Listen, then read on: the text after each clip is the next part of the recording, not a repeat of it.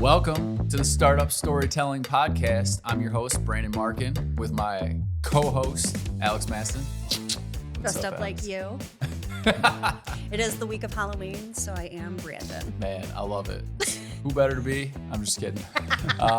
This is the Startup Storytelling Podcast, where we tell the entrepreneurial stories of amazing Jackson business owners, the successes, the failures, the lessons learned, and I think we have another great episode in store for you today. We do.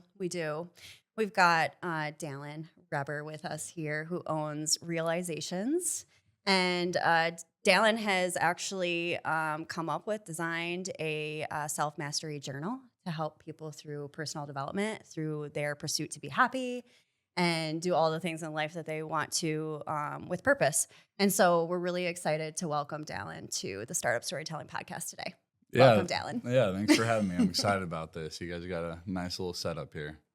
We do. Thanks for being here. Yeah. So one of the things we've tried to do with this podcast is we want to hear great stories from awesome entrepreneurs. I certainly think people are going to be excited to hear your story. But we've also intentionally reached out to people that we think bring value to our community of business owner, entrepreneur listeners. And so one of the things I'm excited about today is that Dallen's business is unique and cool in a sense that he's built a successful Amazon business. And so for folks out there that are trying to tap into that space or learn about how things work on Amazon and how you can be successful there, he's got a great story of his business and kind of success and failures, but also some really good practical stuff on just how to be successful in that world. So we've tried to mix it up and bring in some unique perspectives. And so I think that's going to be awesome for people here today. Yeah, I'm definitely excited to share it. There's a lot to talk about, so it'll be fun. Yeah. All right. Well, let's dive in. So tell us a little bit just about your story, background, kind of how, I know you're not from here originally, so just kind of how you got here, how you got started. Would love to hear just kind of the background story. Man, where do I start? So, so I'm originally from Utah. I was born and raised there, and then, ended up after college and my master's degree, my wife and I, we moved down to Florida, the Tampa area, and I was working there at a sports science facility, pretty cool facility, but over time, just I like sharing this story because I feel like it's relatable, but just because I was excited going into it, then after about a year I realized it's not what I saw myself doing for the rest of my life. So I was faced with this crisis of I need a change, but I'm not sure what that looks like.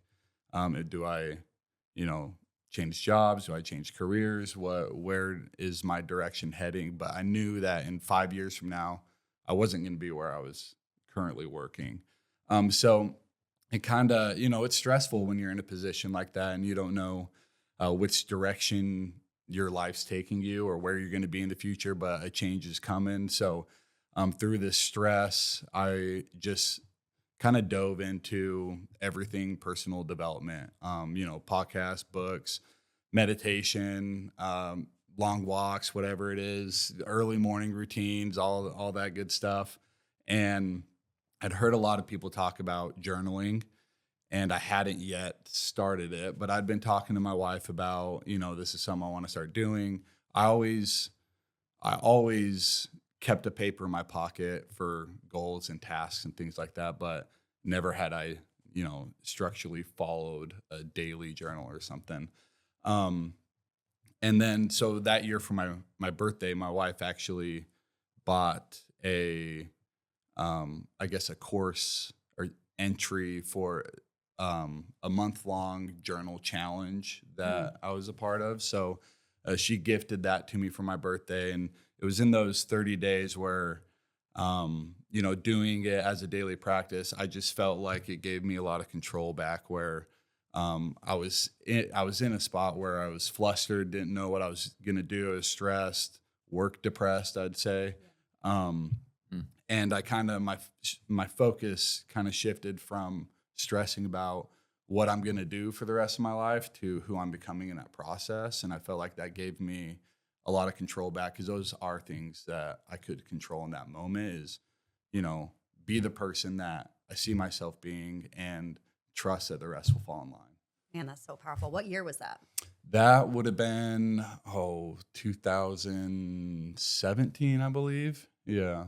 So Talk a little bit about just the act of writing stuff down. You started journaling. I mean, I think a lot of people, you guys have heard all the data on like anxiety and depression and stress. And I think we got like kind of a high strung moment in our culture right now, kind of moment in time. People are pretty stressed out.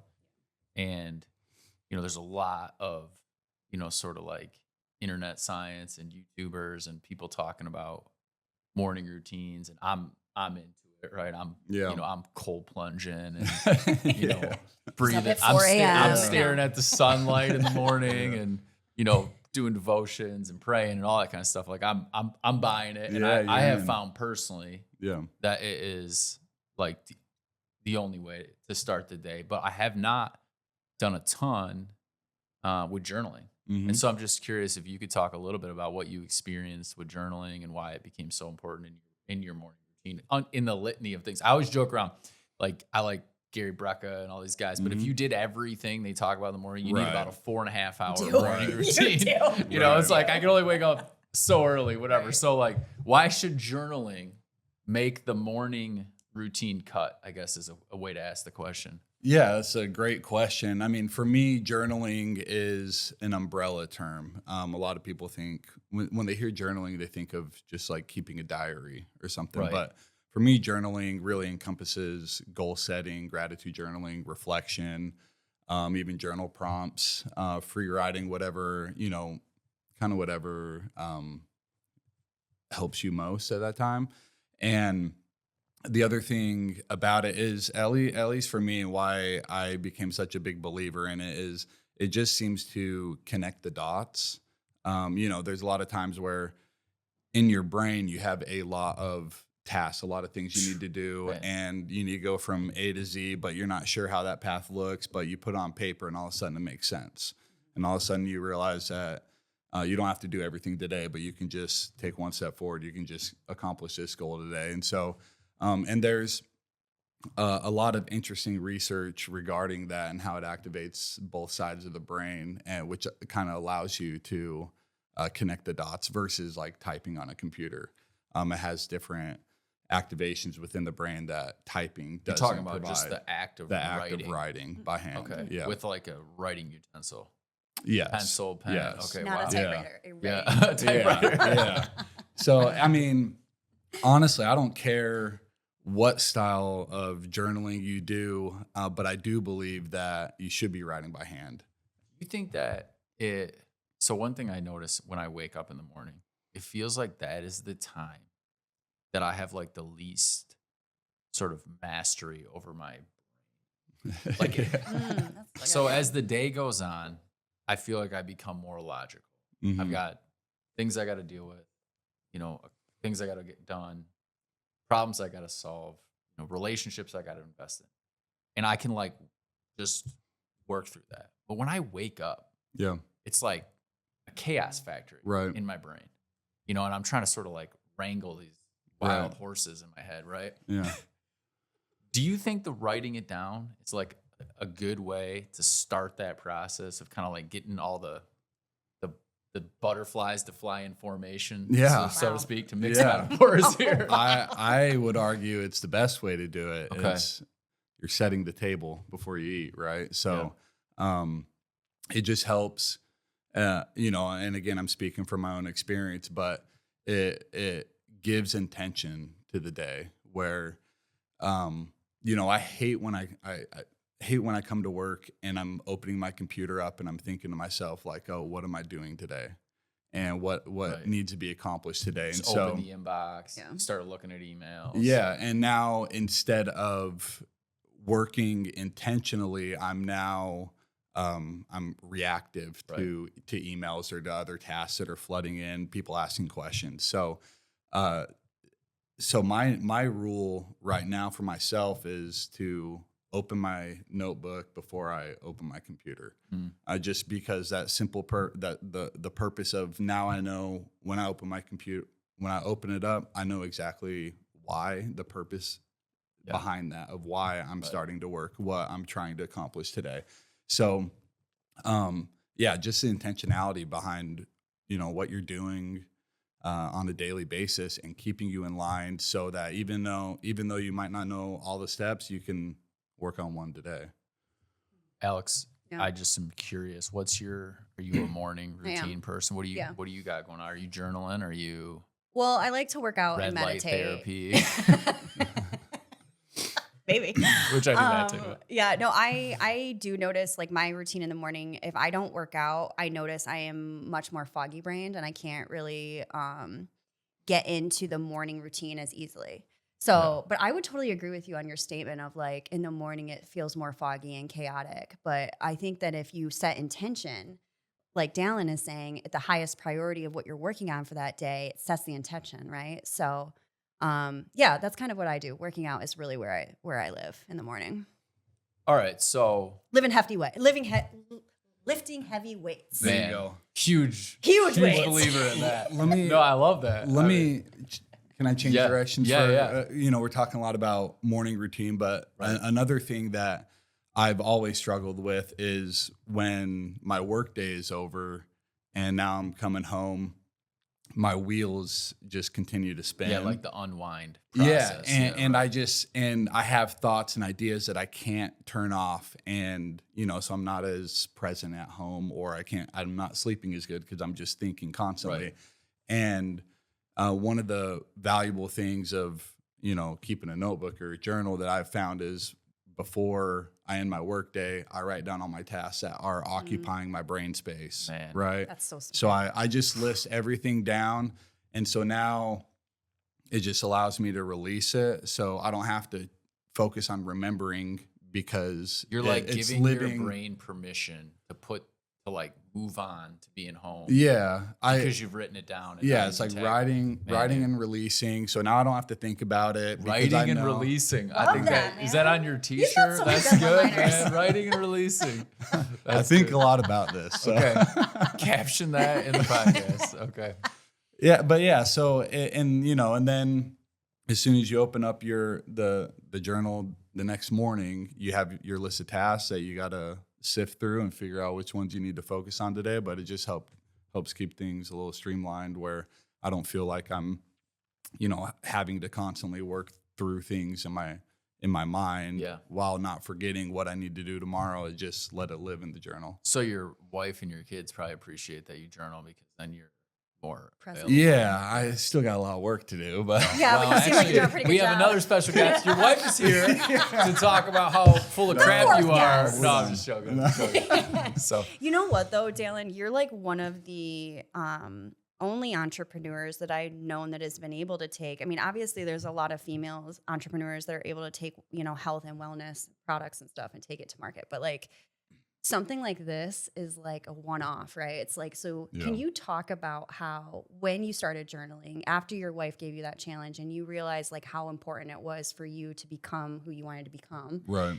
And you started designing your own journals. Can you talk about why you started doing that and like the steps you took to get to the self-mastery journal that you sell now? Yeah. So, like I said, I've always, as long as I can remember, I've always kept a piece of paper in my pocket with things to do. And so after this challenge, I kept doing that. But I would just kind of organize it differently, because through this challenge, I learned, how I like to structure my goals, that I enjoyed gratitude journaling, the questions to ask for daily reflection. So I just kind of structured this sheet of paper like that to keep the practice going. And then, ordered some products that I wanted to use, some other journals out there. And they're all great products. I don't want to throw any shade on any other products, but it just wasn't what I was looking for, because it always seemed like it was another project added to my list where it'd take 10 to 20 minutes to do every day. And I didn't have that kind of time. I needed something quick, where I could still, write by hand every day, get the benefits and carry on with my day. So that's where I kind of came up with the idea is maybe I should structure my own, just using the concepts or strategies that I like doing, but keep it in a really simplified format so anybody can do it and it only takes a few minutes. And, you know, if you're consistent with it, you'll get the benefits. So, you know, so then I just started designing my own and kind of went down the path of figuring out how to actually bring an idea to a physical product where, you know, at the time I had no idea how to do that. But Can you talk a little bit about what that is? Yeah, You don't have to yeah. go deep, but I'm just curious for the people listening. This is it, right? Yeah. This is the journal? notebook. Yeah. Okay. This is the notebook? Yeah. So I launched this year. My flagship product is a self-mastery journal that I initially launched. That's the first product that I sold. Okay. So, you know, starting out, didn't have a lot of money to get started. So every penny counted. So initially I was looking at print on demand companies. Because you can, you know, I could make my design, upload it, and get a physical product for, I think it was $50. Okay. And so I did that, but then that requires me to do all the marketing to sell it, right? And also print on demand. It's basically, at least at the time, it was for books, but I was making a journal out of it. So, you know, you're writing on paper that's meant to be for a book that you read. So the quality, I couldn't customize it the way I wanted it. It wasn't good quality for a journal that you write in on a daily basis. So, so after a while, I kind of realized, you know, if I actually want to make a high quality product, I'm gonna have to source this overseas where I can actually customize every detail. And around the same time, one of my buddies that I played college baseball with he had started selling on Amazon, and he had started doing some coaching, and I'd just kind of been dabbling, tinkering, like trying to figure things out. And so he kind of took me under his wing and became my mentor, and just gave me a lot of confidence in the decisions I was making. And, you know, because you go on Amazon, you search journals or notebooks, and you'll get tens of thousands of products, and you'll get tons of people telling you it's an oversaturated market. And, you know, but the way I saw it, and you know, sometimes ignorance is bliss, but I was like, you know, there's a market for it, and I don't need the whole pie. I just need a sliver of it. And I don't need to, and then I kind of realized too, I don't need to compete with the $5, $8 notebooks and journals. I want mine to be more of a premium product. So then, you know, you sift through that and you realize that there's a small number of brands that sell these high quality products that are priced a little bit more than the typical just throwaway notebook you can get for $5. So just, you know, that process of how do I differentiate? How do I position myself as a premium product? How do I create a premium product and simplify it so when somebody gets it, they don't have, you know, a sense of overwhelm, because really the tool is only valuable if you use it. And so I just saw the simpler I can make it, the more people will use it. And, you know, in my mind, that means it's a good product, right? If they're actually using it every day. Right. So I just want to frame this up for a second for people that are listening to this. Because, you know, when you think it's like, okay, you're selling a journal. I mean, if I didn't know your story in my head, I'd be like, all right, that sounds like a hobby. Yeah. But you turned this thing into a 7-figure business. Right. That you don't run a manufacturing plant. Mm-hmm. You're not packing boxes every day when I see you and shipping stuff out the door. Yeah. So I've seen his garage though. Yeah. Yeah. But you basically have tapped into some stuff, some trends that are incredible, and I think super encouraging for people. Just the democratization of some of these, you know, business processes, logistics systems are really accessible to people if they're willing to take the risk and go for it. So one, you know, you went into a space that at first blush looks like everyone is selling a journal. There's a million of them out there. Yeah. And you were like, I think I can break into that market. And then you're selling a physical product that you're leveraging Amazon and in the fulfillment business model. And so, I mean, I think this is super impressive and cool. So maybe just talk a little bit about your journey with Amazon and how you turned this like passion project into a business, into a legit business, Amazon fulfillment channels? Yeah, I mean, the way I saw it is it was, for someone who at the time I was working full time and trying to start this on the side, and it just seemed like the most, I guess, the simplest way to actually get a product in front of people and see if it sells. Whereas, because if I wasn't on Amazon, then I'd be selling through my website, right? Or running Facebook and Instagram ads.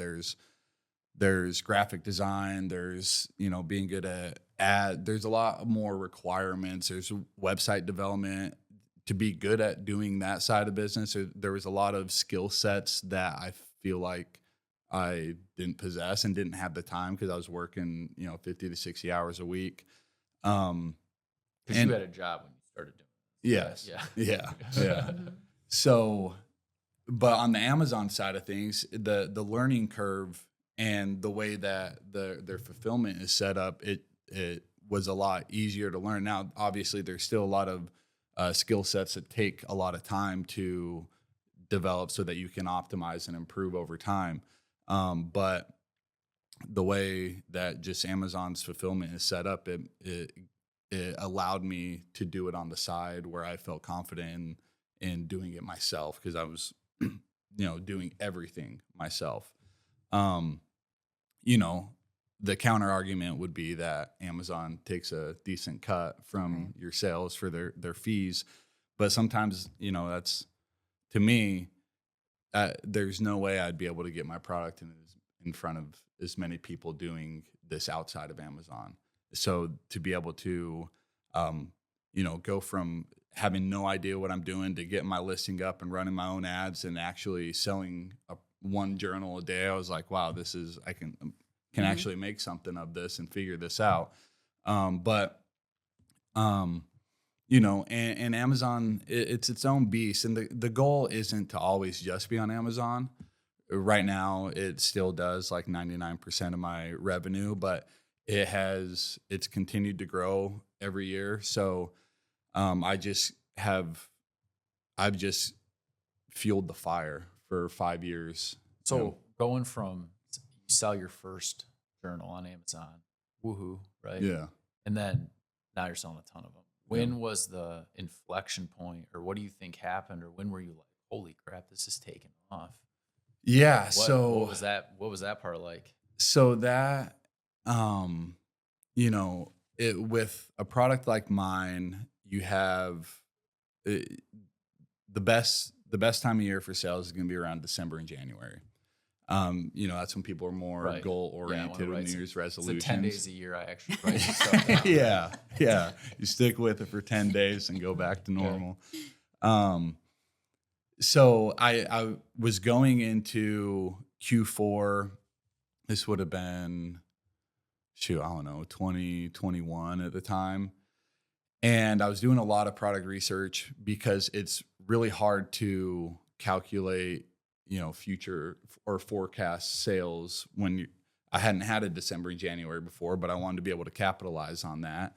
And I was looking at a bunch of other products and their sales trends to try to forecast. And a lot of what I saw were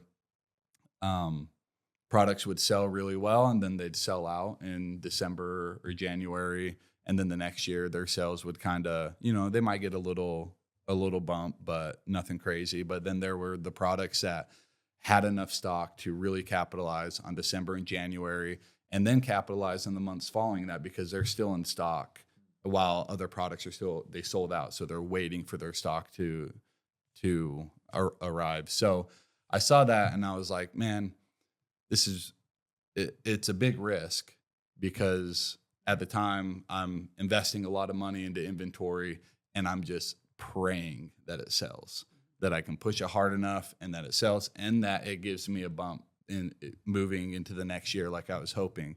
And so, it was a risk that I felt like I needed to take because I didn't want to risk selling out and losing that momentum. And it worked out, right? So, but there was that pivotal. It was a pivotal few months for me, because there was a time where I was like, man, if this doesn't work out like I hope, I'm going to have to really reevaluate if I'm able to continue running this business, because I was scraping by to be profitable, scraping by for the next order of inventory. And luckily, it kind of got me over the hump and boosted my sales, boosted my profitability. And then I learned from that, right? Because now I can forecast better next year or for next Q4, and continue doing that to improve sales, improve profitability and ranking and everything. So I have a question, because I know this because Dallen was a fellow in our local program, and I've heard this story, and I want you to talk about it because I think it's important for our audience here, which is because all of your sales are funneled through Amazon, and just like any other social media platforms, you can get hacked and people can steal your stuff. Yeah. And that happened to you. Yes. How much time we got? I want to know. I mean, literally, like, I want to know about you lost that. it all, right? Like, Yeah. You lost it all, went yeah. to zero. So that's a cool part of the story. For us, we didn't live through it, but it's cool to hear about. Right, exactly. Yeah, it's real cool. It's really cool. Yeah. Fun to talk about. Thanks for bringing that up. You're welcome. So yes, to take you back, I launched the brand in November of 2020, and I sold for, almost a year. And then in August of 2021, I woke up and I checked my seller account, and underneath my brand or my product, there was a foreign brand name. And so at first I was like, oh, that's weird. But I was sold out of product at the time. So I was like, maybe it's a glitch. I don't know what's going on. I did some Googling and looking around, and slowly kind of my stomach began to sink a little bit as I started to realize, this might be more serious than I thought. But it, within Amazon, on the Amazon side of things, there's different levels of protection you can get through Amazon. And at this time, I basically didn't have any, because I was just trying to prove a concept. And I didn't have any IP or anything that gave me, any leverage with Amazon seller support. And, it's hard to explain. I still don't know exactly how it happens, but there's kind of a glitch within Amazon's system where if you're sold out of product and you don't have this higher level of protection, then somebody who does can come in and essentially claim your product. So I was seeing this happen, and I was contacting Amazon seller support, and they're telling me, okay, we'll contact the brand owner and get back to you. And I'm like, I am the brand owner. Like, Gosh, what's going on? So frustrating. And so I'd, file claims against them. And then the next morning I'd wake up and it'd be a different brand name. So they were just kind of one step ahead of me at all times. But their goal, from what I understand, is basically at the time was to co-opt reviews or steal reviews. So they would look for newer products that didn't have protection, that were sold out, and because somehow, for some reason or another, that kind of gave them an in to claim your product. The silver lining is that I learned really quick that I need to protect my brand. And so, but I was at this moment. So this would have been my first Q4. And because remember, this happened in August. So I had just purchased a lot of inventory. And at this time, it was more than every dollar I had. And so as I'm getting hacked, my product is on a boat to my house. And I'm thinking, what am I going to do? How am I going to sell this product? So I was on the phone with Amazon basically every day for months. And it was just mentally, it was really tough, just because you have the excitement that comes with Q4 sales. My first time going through it, I was really excited.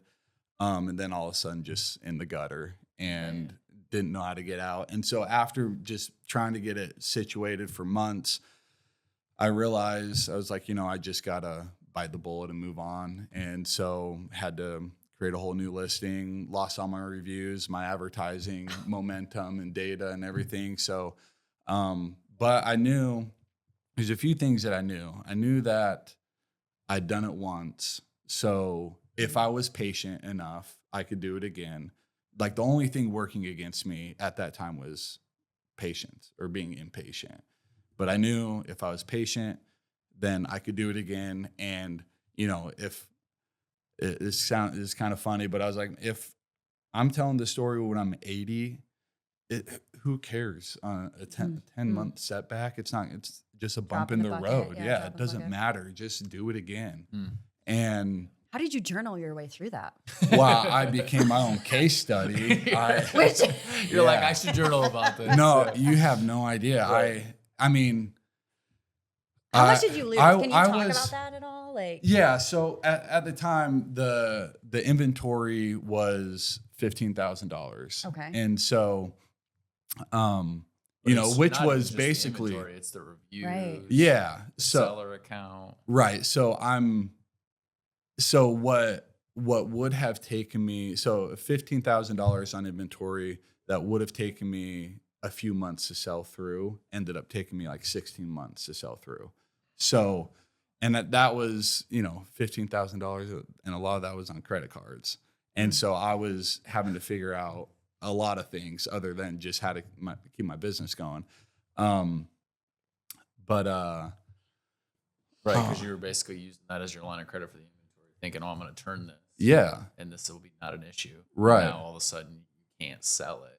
It's sitting on your credit card. Yeah. And then I start over, and now I'm back to selling one a day, you know? And so it's, but there's another thing that I learned through that. So I actually, when I first started, it was a bundled product. So it was the Self-Mastery Journal with the small little habit tracker. And all my reviews, I had good reviews, but any of the negative ones were always about the habit tracker.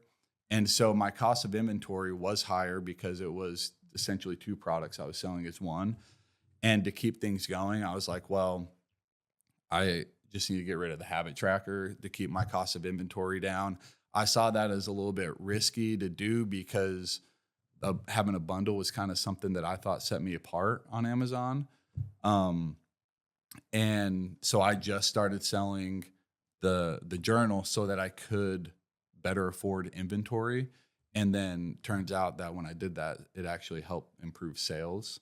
So I was like, man, this is some silver lining from having to go through that. But just the process. And I mean, so back to me being my own case study, because it's hard to say I was depressed, but like everything that I loved doing before that happened, I just couldn't do anymore. Like I stopped exercising, stopped playing basketball, stopped journaling, stopped setting goals. That's like called depression. I just had no excitement to do any of those things. And I remember thinking, I'm like, and so then I feel bad because I'm like, man, I'm supposed to have a product that helps people go through moments like this in their life, and I can't do it myself. And so I was like, I'm just going to start with one line a day or one goal, just write one sentence a day. So I set it on our kitchen table so I'd see it every day. And man, it was hard. I'd try to do it every day. I'd do it a few times a week. Then I'd write a sentence every day. And then that turned into setting goals. And then slowly, just over time, started feeling like I was myself again, getting excited for work, getting excited to do other things. But I really had to grit my teeth and it's a product that I believe in, and I need to prove to myself that it can actually work if I'm going to continue, That's such a great lesson for anybody in the audience who is also dealing with that as an entrepreneur, isolated or feeling depressed or whatever. Yeah. Go buy the Self-Mastery Journal from Realizations off Amazon. So take just, in our final few minutes here, just two things. One, so you went through this crazy experience. Ballpark, how many journals are you going to sell next year? I mean, so this year I'll sell anywhere between 52 and 60,000 journals. And so from one a day to a little momentum, to losing your seller account. to 50,000 journals. Yeah. So tell us, how do we get it? What's the name of it? How do we get it? How do we find it on Amazon, or what do we do? Yeah, I should probably talk about that. Yeah, little plug. Take a little plug here. So the brand name is Realizations. So I have 2 products so I have the Self Mastery Journal. So you can search Realizations Self Mastery Journal for Men. Should be one of the first ones you see. This is a lined notebook, so just more of your typical notebook style Realizations lined notebook. You'll see that there as well. Moving forward, we are heavily focused on a few things. One being releasing more products.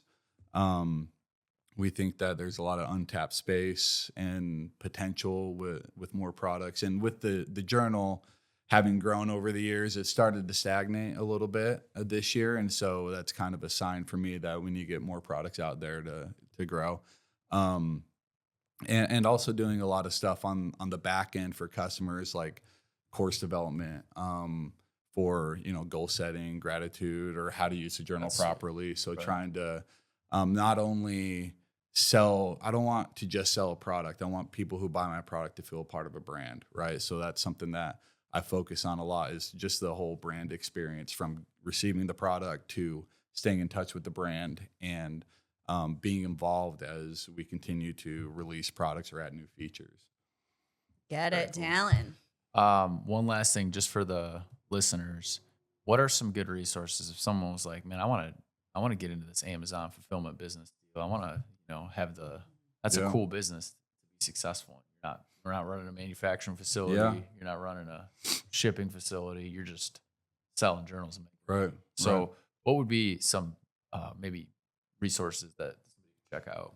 So the mentor that I brought up earlier, he has a really good podcast called, I think it's Built by Business by Andy Isom. I'll give him a little plug here. He's got incredible resources and information to get started. Sweet. I'd also just say, like, to anybody who's interested in creating a product-based business, choose or look at things that you enjoy using and think about how you could improve it or differentiate from the existing market. Because like I said, you don't need the whole pie. You just need a little piece, right? But having belief in your product or enjoyment out of the product that you're creating is just going to make the whole process a lot easier. There's no way that I would have made it through getting hacked if I didn't actually believe in the product. If I was just selling to try to make a buck on the side, then I would have been done. And so having, belief and doing the research, trying to be creative with things that you already enjoy using. But yeah, that podcast is a great resource. But yeah, it's Amazon's an interesting journey. To definitely, I tell everybody in the office every day that I'm just trying to figure something else out.